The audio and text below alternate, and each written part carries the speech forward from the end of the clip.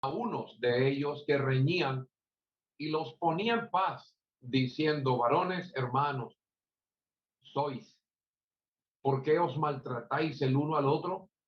Entonces el que maltrataba a su prójimo le rechazó, diciendo: ¿quién te ha puesto por gobernante y juez sobre nosotros? ¿Quieres tú matarme como mataste ayer al egipcio? Al oír esta palabra, Moisés huyó y vivió como extranjero en tierra de Madián, donde engendró dos hijos. Pasados 40 años, un ángel se le acercó, se le apareció en el desierto del monte Sinaí, en la llama de fuego de una zarza. Entonces Moisés, mirando, se maravilló de la visión, y acercándose para observar, vino a él la voz del Señor: yo soy el Dios de tus padres, el Dios de Abraham, el Dios de Isaac y el Dios de Jacob. Y Moisés, temblando, no se atrevía a mirar. Y le dijo el Señor: quita el calzado de tus pies, porque el lugar en que estás es tierra santa. Ciertamente he visto la aflicción de mi pueblo que está en Egipto, y he oído su gemido, y he descendido para librarlos. Ahora pues, ven, te enviaré a Egipto. A este Moisés, a quien habían rechazado, diciendo: ¿quién te ha puesto por gobernante y juez? A este lo envió Dios como gobernante y libertador por mano del ángel que se le apareció en la zarza. Este lo sacó, habiendo hecho prodigios y señales en tierra de Egipto y en el mar Rojo y en el desierto por 40 años. Hasta allí. Esperamos que el Señor bendiga su santa palabra. Amén. Bueno, el miércoles estábamos leyendo y observando acerca de Josué y mirábamos la preparación de Josué, la presentación de Josué, la promesa de la tierra prometida, el cumplimiento de esa promesa. La palabra de Dios nunca se debería apartar de Dios, pero también vemos la prosperidad de Josué. El Señor le dijo que si cumplía todas estas cosas y no se quitaba de delante de él el libro, la palabra de Dios, Dios iba a prosperar su camino y todo le saldría bien. Pero hoy vamos a ocuparnos a pensar acerca de el hombre que era antes de Josué, este hombre llamado Moisés. El hermano Isaac me pidió que contara un poco sobre nuestra, digamos, nuestro testimonio acerca de la obra misionera que hacemos aquí en Colombia.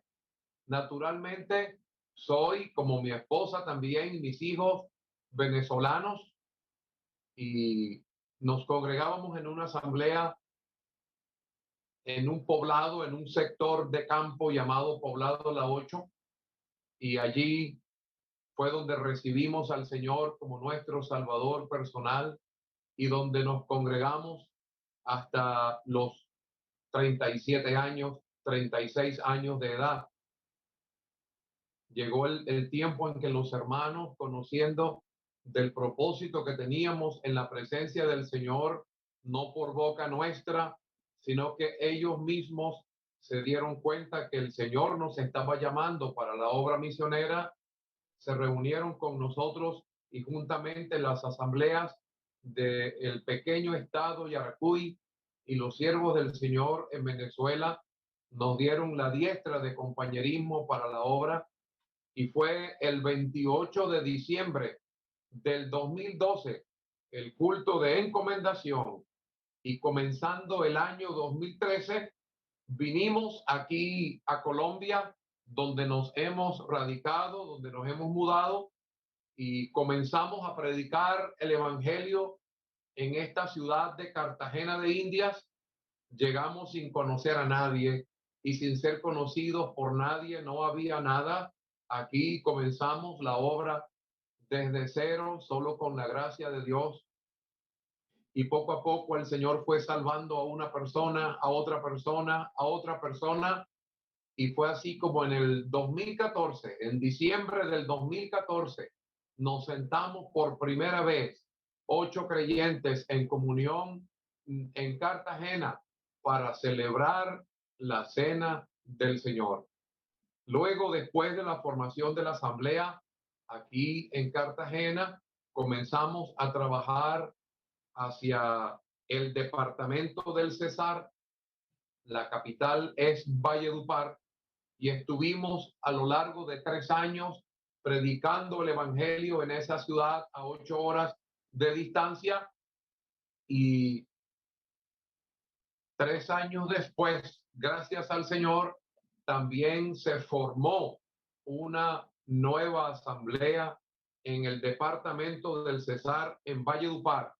Y bueno, gracias al Señor, la asamblea, tanto aquí en Cartagena como allá en Valledupar, permanecen bien, y oramos al Señor de que el Señor siga sosteniendo el testimonio hasta su pronta venida. La pandemia, este virus, no nos ha dejado el año 2020 hacer mucho, pero fuimos durante un año, el año 2019, a Santa Marta. Tuvimos unas cuantas series de predicación ese año. Hay 2 hermanos que bautizamos en ese año y un matrimonio antes. Allí en ese lugar hay un grupo de hermanos de Venezuela que están ayudando, metiendo el hombro en la obra del Señor allí, y mantienen culto de estudio, mantienen culto de oración, predicación, la clase bíblica para los niños. Y aun cuando todavía no se celebra la cena del Señor por ser pocos, los colombianos que han sido salvados, ellos celebran un culto devocional los domingos en la mañana. He obviado muchos detalles, pero hemos comprobado la gracia de Dios cada día sosteniéndonos y ayudándonos. Somos realmente muy débiles e insignificantes, pero el Señor, y para Él sea toda la gloria, es quien nos trajo y quien nos ha mantenido, quien nos ha sostenido aquí en este lugar estos casi ya 8 años. Ahora, vamos al tema que nos ocupa esta noche, Moisés. Y quiero animarles a ir a Génesis capítulo 1. Por favor, amados hermanos, vayan a Génesis capítulo 1. La primera cosa que estoy viendo allí en Génesis capítulo 1 es la multiplicación de los israelitas en Egipto.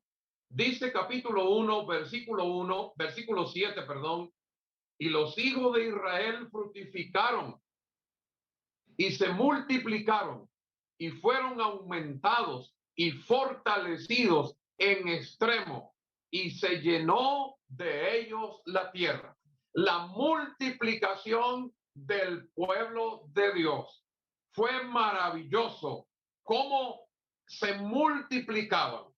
Cuando uno lee en el libro de Hechos de los Apóstoles cómo el Señor se fue y aquellos 120 siguieron congregándose, pero en el capítulo 2 del libro de Hechos de los Apóstoles, Pedro predica el gran mensaje del santo y bendito evangelio, y por lo menos 3,000 personas reciben al Señor como su salvador personal. Y luego siguen predicando y predicando el evangelio. Y la Biblia dice que el pueblo del Señor crecía y se multiplicaba, y el Señor añadía cada día los que habían de ser salvos.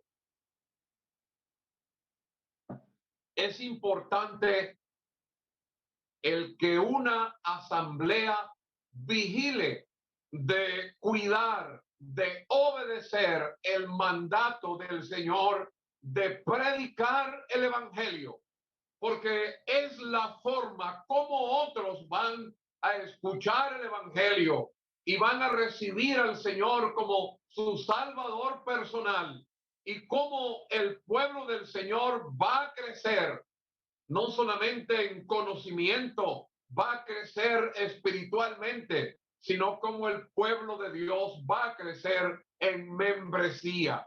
Debería haber preocupación, aunque no exactamente o no todo el tiempo así, pero el pueblo de Dios, la asamblea, debe multiplicarse. Debemos orar y tener ejercicio y procurar ganar almas para Dios.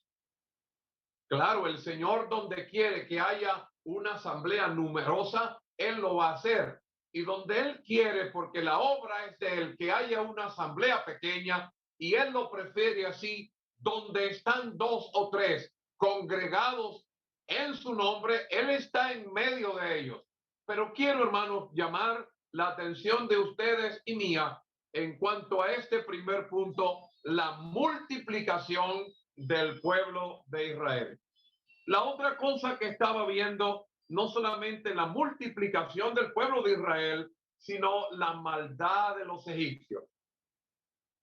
Allí en el capítulo 1, versículo 13, más bien versículo 12.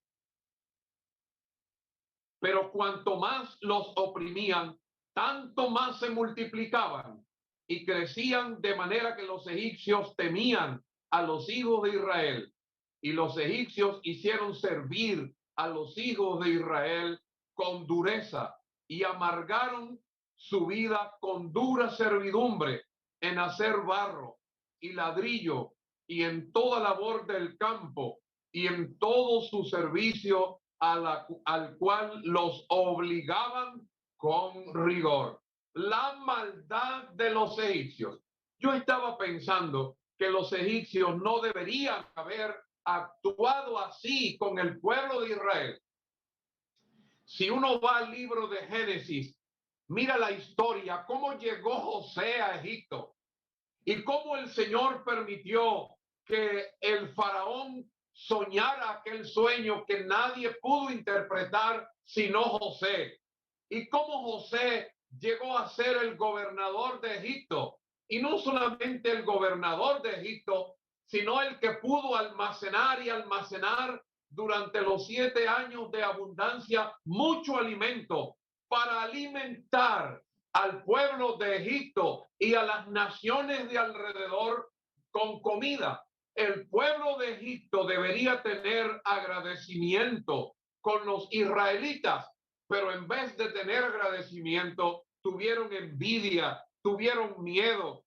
Aquel rey que se levantó, como dice el versículo 8, que no conocía a José, reunió al pueblo y les dijo: ahora pues seamos sabios, porque para que no se multiplique y acontezca que viniendo guerra, él también se una a nuestros enemigos y pelee contra nosotros y se vaya de la tierra. Aquel hombre con astucia satánica se imaginó este plan y ejecutó este plan de prohibir la multiplicación de los israelitas con aquella maldad. Pero pese a que el faraón, pese a que el enemigo buscaba la manera que no se multiplicaran y les ponía un trabajo y otro trabajo y otro trabajo, el pueblo de Israel siempre seguía multiplicándose. Queridos hermanos, ya he mencionado esto, el ejercicio que debe tener cada asamblea y cada miembro de la asamblea en ganar a otros para el Señor, pero eso no quiere decir que el enemigo no deje de hacer su trabajo. El maligno va a hacer su trabajo y va a procurar entretenernos a usted y a mí en una y otra cosa para que estemos anestesiados y no tengamos la preocupación de trabajar, de oficiar, de predicar el santo evangelio y ver otras preciosas almas salvadas. Pasó el tiempo en esa esclavitud. El pueblo de Israel estaba sufriendo el rigor del látigo, el castigo de los egipcios y la esclavitud. Fueron reducidos a extrema pobreza, pero en ese tiempo de tanta pobreza, uno está viendo en el capítulo 2, versículo 1, un matrimonio. Si primeramente veía la multiplicación del pueblo de Israel, en segundo lugar, la maldad de los egipcios, en el capítulo 2 veo un matrimonio. Un varón de la familia de Leví fue y tomó por mujer a una hija de Leví. Qué interesante, hermano. Su matrimonio se puede dar en tiempos de abundancia, donde pudiera haber muchos invitados, pudiera haber mucha y buena comida, pudiera haber muchos lujos, muchos gastos, mucho dinero para gastar. Pero un matrimonio también se puede celebrar, también se puede efectuar de la manera más sencilla. En las condiciones de pobreza extrema, como estaba Amrán y como estaba Jocabed, sin embargo, Dios en ese tiempo tan duro los unió en matrimonio. ¿Y qué matrimonio? Fueron usados por Dios para procrear, para engendrar a este hombre tan importante de la Biblia llamado Moisés. El matrimonio. Quiero pensar seguramente ahí en tu pizza o alguno de los hermanos, hermanas que están escuchando hoy, quizá alguno sea soltera, alguno sea soltero. ¿Cómo está, querida hermana soltera? ¿Cómo está, querido hermano soltero?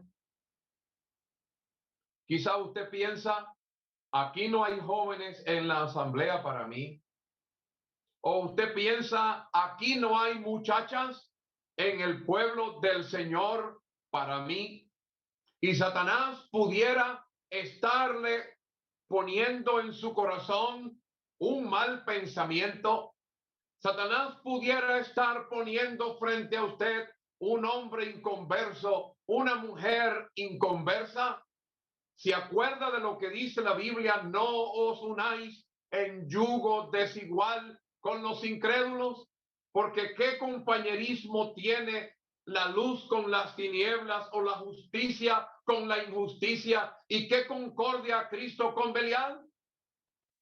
El Señor dijo a los hijos de Israel que no deberían sembrar con semilla mezclada en el campo, que no debía arar el buey y el asno juntos en el campo, porque uno era un animal limpio, el otro era un animal no limpio, era un animal inmundo. Qué bueno que un varón de la familia de Leví, tomó por mujer a una hija de Leví. Eran de el mismo pueblo. Amrán no se enamoró de una egipcia, no. Y Jocabed no se enamoró de un egipcio. Se enamoraron y se casaron, unidos por la gracia de Dios. Y qué importante, vuelvo a decir, llegaron a ser ellos dos como pareja, como matrimonio. El Señor nos ayude, hermanos, a los que ya estamos casados, a ser como Priscila y Aquila. Ese matrimonio, siempre que leo esa historia, pienso que Priscila y Aquila se la llevaban muy bien, se entendían muy bien, y ellos dos, compañeros de milicia del apóstol Pablo, que ayudaron como misioneros, como pioneros a formar asambleas, y en los lugares que vivían en dos ocasiones aparece el nombre de ellos y la iglesia que se congregaba en su casa. El matrimonio, qué importante. Quiero pasar al otro punto, pero quiero dejarles, queridas hermanas solteras, queridos hermanos solteros, este tema tan importante, animarles a orar al Señor y esperar en el Señor esa compañera idónea, ese hombre ideal. La Biblia dice mujer virtuosa, ¿quién la hallará? Es decir, que escasean las mujeres virtuosas, pero la Biblia dice hombre de verdad, ¿quién lo hallará? Escasean los hombres de verdad. Querida hermana, que el Señor te ayude para casarte con un hombre de verdad. Querido hermano, que el Señor te ayude para casarte con una mujer virtuosa, como le dijo Booz a Ruth. Toda la gente de mi pueblo sabe que tú eres mujer virtuosa. Pero estoy pensando en las dos madres, digamos, de Moisés. Primeramente, la madre biológica, la verdadera madre. Ella fue la que lo concibió, la que lo tuvo en su vientre y la que lo dio a luz. Y la Biblia dice que viéndole que era hermoso, le tuvo escondido por 3 meses. La Biblia o el tema aquí, viéndole que era hermoso, va más allá de lo físico. Moisés tendría un muy bonito físico, sería muy apuesto el caballero, pero la idea aquí es que había un resplandor en él, había algo interesante en él, más allá de la belleza física que les llevó a ellos a conservar el niño. En aquellos días cuando los soldados mataban los niños, en aquellos días que lanzaban al río a todo hijo varón, en aquellos días en que morían los niños de los hebreos, Dios preservó la vida de aquel muchacho, de aquel niño llamado Moisés. Interesante mirar los acontecimientos, cómo se van dando. No voy a entrar en muchos detalles, perdónenme, que me valga del conocimiento de la Biblia que yo sé que ustedes tienen, pero me imagino el cuidado de que Moisés no llorara, o de que no llorara en voz alta, de que no se descubriera hasta que ya no lo pudieron esconder más. Y aquella mujer, en un acto de fe, prepara aquella arquilla, la calafatea bien y suelta a Moisés al río a la voluntad de Dios, dejándolo en las manos de Dios. Pero milagrosamente a Moisés no lo mataron los soldados. Milagrosamente a Moisés no lo mataron las parteras. A Moisés no lo ahogó el río. Pero la otra cosa, hermanos, allí en el río Nilo estaban los cocodrilos, o está el cocodrilo más grande y más feroz del mundo, el cocodrilo negro. Pero a Moisés no se lo comieron los cocodrilos. Dios guardó a Moisés. Pero no solamente estoy viendo ahora la madre biológica, sino que estoy viendo la madre adoptiva. Aquella princesa que lo encontró allí en el río. Y dice la Biblia que lo prohijó y le puso por nombre Moisés, diciendo, porque de las aguas lo saqué. En el libro de Hebreos, voy a leer un momento, en el libro de Hebreos, capítulo 11. Voy a leerlo textualmente para no errar en la lectura. Hebreos 11 y versículo 24 dice, por la fe Moisés, hecho ya grande, rehusó llamarse hijo de la hija de Faraón, escogiendo antes ser maltratado con el pueblo de Dios que gozar de los deleites temporales del pecado. La madre legítima, la madre biológica, la verdadera madre, Pero la otra madre, la madre adoptiva, una madre era muy pobre, la otra madre era muy rica. Una madre para este mundo era insignificante, la otra era una princesa. Hizo de Moisés un príncipe. Si vemos antes a Moisés el pequeño, vemos luego a Moisés el príncipe. Moisés, hijo de la hija de Faraón, con todos los privilegios, con todas las riquezas, con todas las posibilidades. Pero la Biblia dice que él, hecho ya grande, rehusó llamarse hijo de la hija de Faraón. Él renunció a esa madre. Y entonces voy aquí a este punto, mis queridos hermanos. La madre. Yo soy producto del ejercicio de mi madre. Mi mamá recibió al Señor cuando yo tenía 7 años, cuando yo tenía 2 años, perdón, de edad, y se esforzó en llevarme al culto, en enseñarme la palabra de Dios, en enseñarme a respetar, a reverenciar, estar en una reunión, estar en un culto. Cuando tenía 7 años de edad, recibí al Señor como mi único y suficiente Salvador personal. Soy salvo gracias al Señor, pero pudiera decir con toda seguridad, gracias a mi madre también. Mi papá no era salvo y le hacía la vida imposible a mi mamá. Muchas veces le golpeó y le prohibía ir al culto. Pero mi mamá, aunque con un ojo bien morado de un golpe, ella iba al culto a escuchar la palabra del Señor y nos llevaba a nosotros los hijos para el culto. Querida hermana, quizá usted se divide entre la madre biológica y la madre adoptiva de Moisés. Quizás quiere por una parte que tu hijo sea un buen ingeniero o que sea un famoso médico o que sea un hombre grande de una u otra manera. Tienes sueños con tu hija, con tu hijo, pero espiritualmente hablando, allí está la verdadera madre de Moisés durante aquel tiempo que ella lo tuvo.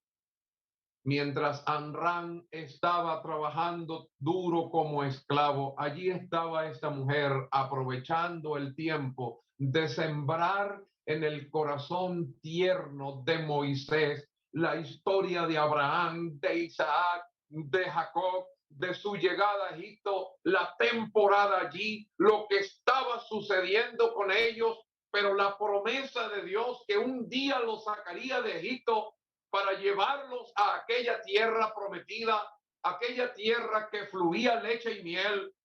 Y Moisés aprendió de primera mano, aprendió de su propia madre. Y cuando hecho ya grande, tenía las plenas convicciones para la cual su madre lo había preparado. No es la única. Se dice de la abuela Loida y la madre Eunice de Timoteo, que desde la niñez se esforzaron en enseñarle a Timoteo las sagradas letras, lo prepararon para Dios.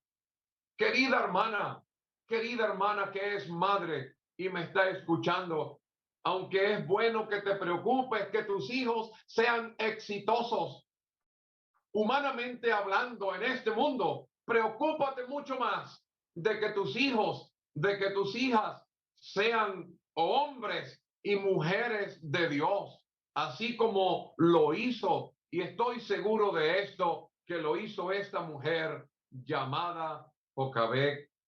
Yo estoy pensando en muchas otras cosas, pero estaba viendo la hora aquí. Se me acerca mucho la hora de comenzar el culto aquí, queridos hermanos, y quería terminar. Tenía en mente, como he dicho, la maldad o la multiplicación del pueblo de Dios, la maldad de los egipcios, el matrimonio de Amram y Jocabed, la madre biológica y la madre adoptiva, pero estaba pensando luego, lo digo rapidito, no voy a entrar en detalle, la manera equivocada como actuó Moisés al principio, un momento equivocado. Él salió a mirar la mirada de Moisés al pueblo de Israel, el maltrato que él miró, su mano imprudente, matando la muerte del egipcio y la migración de Moisés. Se va como un migrante y vive en Madián, pero luego por la misma letra estaba viendo el monte Oreb, donde Dios lo llevó. La maleza que ardía, aquella zarza que ardía, la madera en su mano, la vara en su mano que luego se transformó o se llamó la vara de Dios, estaba viendo su mano leprosa. Dios le dice, mete tu mano en tu seno. Y cuando él sacó la mano, su mano estaba leprosa. Moisés tuvo que entender que su mano estaba leprosa. Él pensaba, quizá bien intencionado, pero bien equivocado, que él iba a librar a Israel y se atrevió a matar al egipcio, pero su mano, Dios le enseñó, estaba leprosa.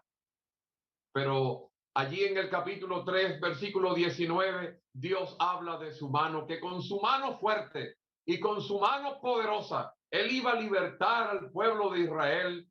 Y estaba viendo entonces el miedo de Moisés. Moisés se cubrió el rostro porque tuvo miedo de mirar a Dios. Aquel joven que no tenía miedo, aquel joven avalantonado, tenía miedo. Y estoy pensando es porque ya era maduro, ya estaba maduro. No era un muchacho que brincaba y saltaba, no, pero era un hombre ya maduro. Y la última cosa que veía era el mandato de Dios. Ve, he aquí yo te envío para libertar a los hijos de Israel. Perdonen, hermanos, el tiempo pasa como muy rápido. Quizás he hablado mucho, pero dicho muy poco. Perdónenme, por favor, mi poco entendimiento de las escrituras y esperamos pues que el Señor bendiga su santa palabra. Amén.